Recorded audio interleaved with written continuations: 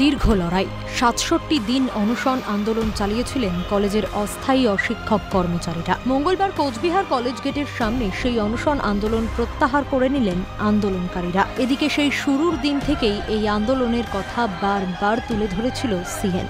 আন্দোলন তুলে নেওয়ার দিনেও রয়েছে সেই সিএনকে ধন্যবাদ জানিয়েছেন আন্দোলনকারীরা। আমরা প্রথমেই সিএনকে অসংখ্য ধন্যবাদ জানাচ্ছি।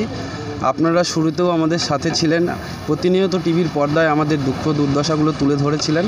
আপনাদেরকে অসংখ্য ধন্যবাদ। দীর্ঘদিন ধরেই সরকারের মানবিকতা নিয়ে প্রশ্ন তুলেছিলেন আন্দোলনকারীরা।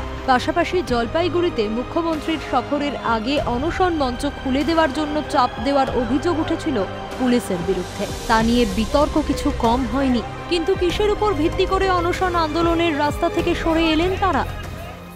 শেষমেশ ৬৭তম দিনে কোচবিহারে অনশনরত কলেজের অস্থায়ী কর্মচারীরা তাদের অনশন তুলে নিলেন। আমাদের রাজ্য কমিটি শিক্ষা দপ্তরের সঙ্গে কথা হয়েছে এবং সূত্র মারফত আমরা জানতে পেরেছি যে আমরা আমাদের মাননীয় মুখ্যমন্ত্রীর দৃষ্টি আকর্ষণ করতে পেরেছি এবং আমরা আশা রাখছি আমাদের মাননীয় মুখ্যমন্ত্রী আমাদের প্রতি একটা সুবিচার করবে।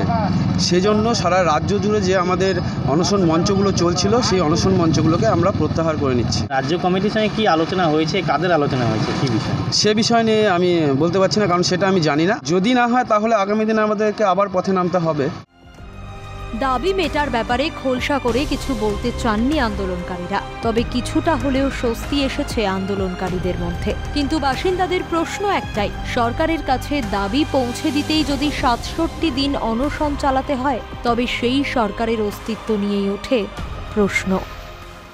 যদি ঘোষণা না হয় তারা কিন্তু আবারও আন্দোলনে নামবেই, সেটাই পরিষ্কার। কোচবিহার থেকে শশীকেশ রায়, ক্যালকাটা টেলিভিশন নেটওয়ার্ক।